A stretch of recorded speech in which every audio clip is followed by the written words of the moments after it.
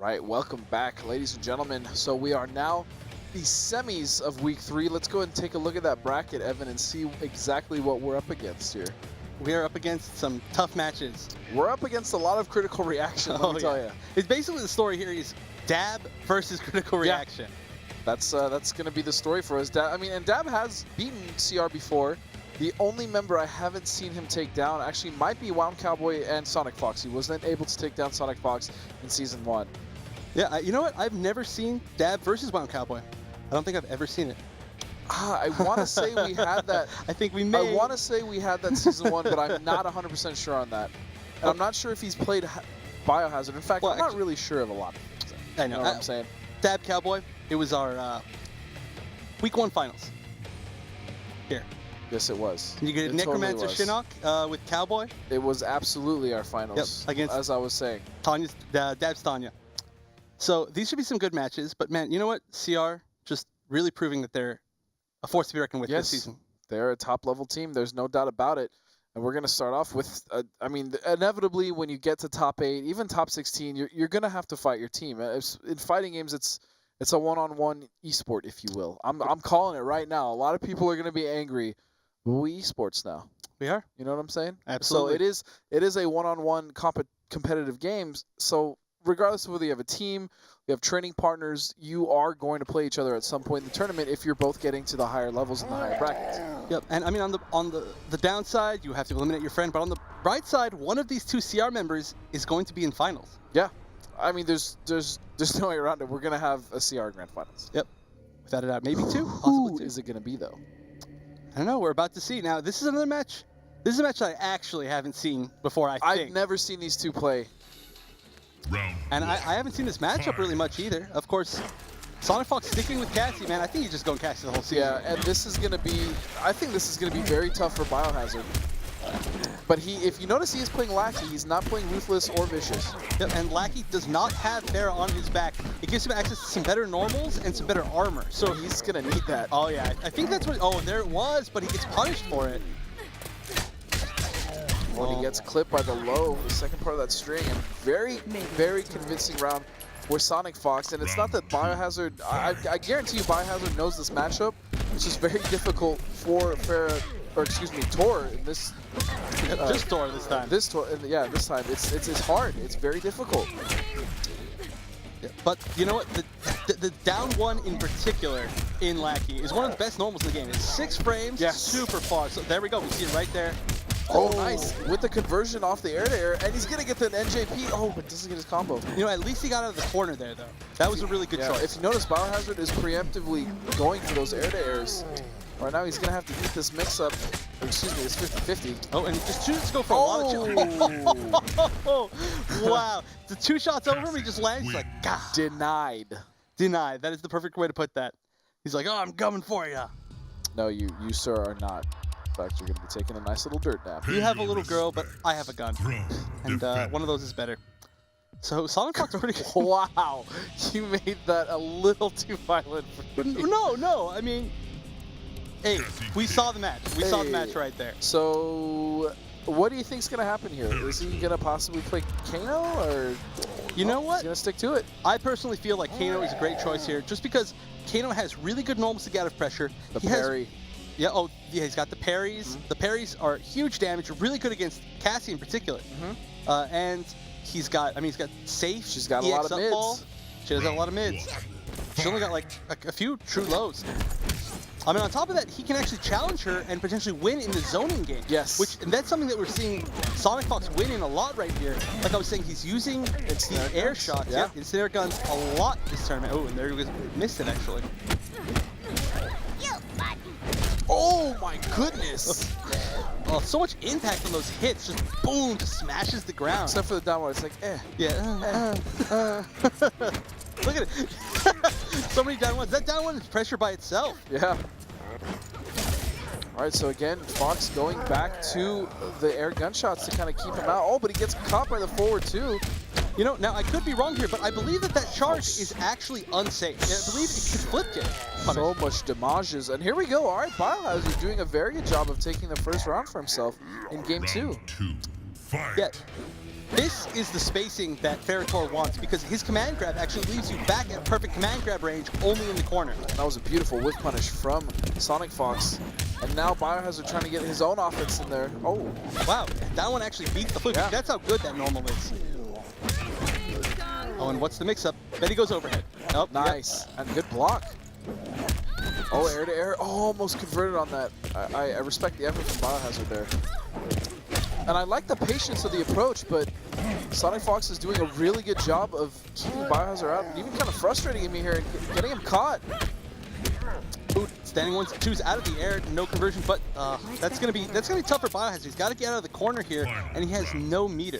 On top of that, SonicFox almost X-ray, and we know how he loves his X-ray. Yeah, and fighting his way out of the corner, but I'm pretty sure, yeah, Fox is gonna put him right back in it. And again, going for that low for the first time in a while. That tends to be, in my opinion, SonicFox's style. He goes for the overhead almost every time, and wow, nut punches out of the corner. And he likes the condition. Now he's almost got nothing but lows. Just going for that because the conditioning is so strong. Oh, nice poke. He's keeping himself alive here. Wait a second. He's still got quite a bit of life to lead. Oh. He tried to avoid that, but there's just no getting out of that flip kick's range. Yeah, he still had quite a bit of a life lead to get whittled down, but... Yeah, but I mean, Ferritor, especially Lackey, does have the damage, especially in the corner there. Yeah, we saw that in the first round that Biohazard actually won. Yeah, I mean, the corner control is very scary, especially with that command grab. One of the strongest command grabs in the game, actually, and with some of the furthest range. He's got those big, stretchy Tor arms. Throne defended. Like, you got to have those to throw Farah really far, right? Well, he's just like a hulking behemoth. Right? For the football. I would draft Ferritor first. That's a Tom Brady reference. Let's see what you get. Sort of. I'm picking up what you're putting down. So, SonicFox, and I'm sorry, Biohazard going back in with SonicHazard? SonicHazard? CR Biofox 5000. Ooh, I like that. God help us if he ever does get cybernetic implants, though. Oh no, that's too much. All right, yeah, going back in with Lackey. Gonna try to really just take the whole thing back. I mean, he has been doing really well. Yep. Wow, breaks the armor. I just want to take away from the match. This is one of my favorite stages. It's a great looking stage. Yeah, I love this one and the music. Yeah. As Tom calls this, the Genesee Chamber. I like this stage. And you know, even when you make this stage red, it doesn't look that bad. Stylish, and they're for Mr. Biofox.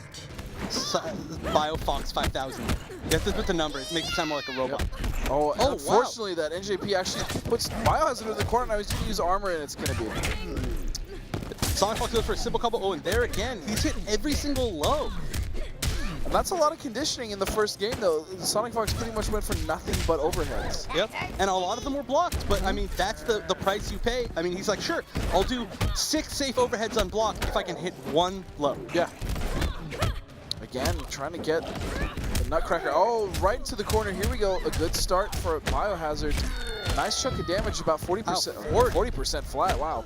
Nice. I like it. He went for the overhead, and then he was like, oh, I'm getting comboed. And then he's just like, nope, you're not getting comboed. I'm grabbing you. That was a very smart decision, and that's what makes grapplers so dangerous in fighting games is even if they hit you, they might just reset you with a grab. Yep, and strong grab, especially if you use armor or meter, because it's an armored, super damaging grab. Oh, nice down one anti-air.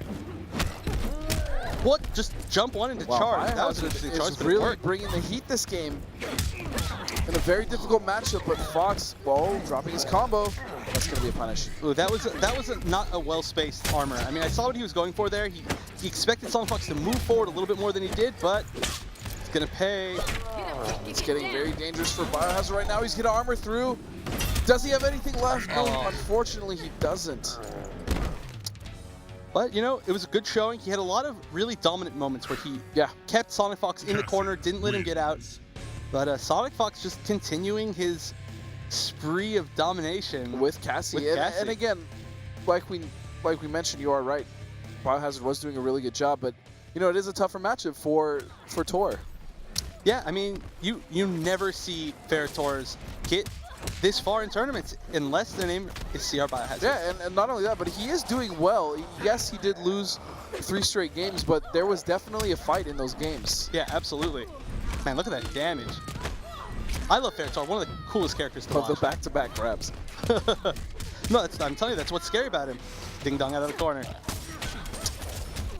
All right, so Mr. Fox moving on to finals. Yep. So that is going to set us up now for Dab versus the Cowboy. That should be another great match. Should be a real barn burner. You know what I'm saying? Yeah, I'm really interested to see if the matchup is the same as we saw in the finals of the finals of week one. We did see Necromancer Shinnok, which I haven't seen Cowboy pull out at all. It worked. Since then. It worked so well. Like, it worked. There's really nothing else to say about it. And that's the beauty of having a character specialist like Wound Cowboy, knowing all three variations, pulling out a variation you may not be too familiar with, and yeah, well, there you have it. I mean, honestly, we haven't seen, except for that moment, pretty much any high-level Necromancer play. Necromancer. I've never even seen Necromancer. Actually, well, there was a point early on in Season 1 when Cowboy had made a top 8, or top 16 or top 8, and Pig was actually telling me that he has a Necro, and unfortunately, he never pulled it out, so I never got to see it. So that was the first time I had seen a very high-level Necro, and it looked obnoxious to play against. To be completely honest, it looked awful. Yeah, I mean, for those of you who don't know, because you don't see him too much, Necromancer has zoning. He's got these giant bone hands. Yes. And he summons the bone hands while he has his bone hands. Stop. Dude, it's the bone hands. Unnecessary roughness. That is the entirety Foul. of the character. That is the entirety of the character is bone hands. He's got giant bone hands that crush you from the sky. No, actually, he has little mini bone hands. Well, on himself. In himself. Right. Like how could you eat? Like, imagine putting like a big burger in those hands. Like, it just would not work. It would just fall through. I mean, how sad. You think when Shinnok was a child and his bone hands, he was trying to make sandcastles at the beach, and he was just sitting there, and that's how he became a super villain. He's like, I actually got that mental image. That was good. Yeah. All right, I see you. So we are gonna go into Dab versus Wound Cowboy. We're most likely gonna see Tanya versus Bone Shaper. Kobujutsu versus Bone Shaper. Yeah, definitely. Definitely. That's probably. Yeah. So it's hard to say, though. I mean, really, who knows after what they did week one. But I mean, if we look at consistency and their track record as far as what's gotten them here, it's been those characters and those variations. Now we do know that, again, Wound can play other variations. We know that. I mean, he also has a Sub-Zero. I mean, he started out the game with Sub-Zero before he went to Shinnok, and we also know that Dab plays a plethora of characters. He can play Cassie, he can play Sonya, he can play Jackie, Jax. He can play Jax. Everybody. I mean, Tanya. So he has a lot of options and choices, but Tanya has been working out for him the most. That's obviously what he's most comfortable with at this point, what he's strongest with, so that's probably what we're going to see. And we are just waiting for Dab to connect real quick. He is... I don't know what he's doing. What is Dab? Dab, what are you doing? He's formulating his mind games. Maybe he is. Planning. He's planning. Yeah, but I want to see Dab return to a point like he was in Mortal Kombat 9. In one point in Mortal Kombat 9, he had a plethora of characters. Yes. He had a Liu Kang, he had a Kung Lao, he had a Jax.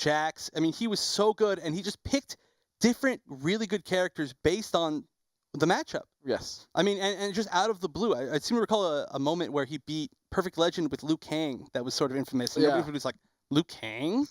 And what? Yeah, exactly. But I mean, he's that type of player. He's great with so many characters. And I mean, as far as Tanya is good, I really like to see him play. Because he started out as a counter picker. Yeah. And now we kind of see him with Tanya. Again, I just want to remind everyone about our social giveaway.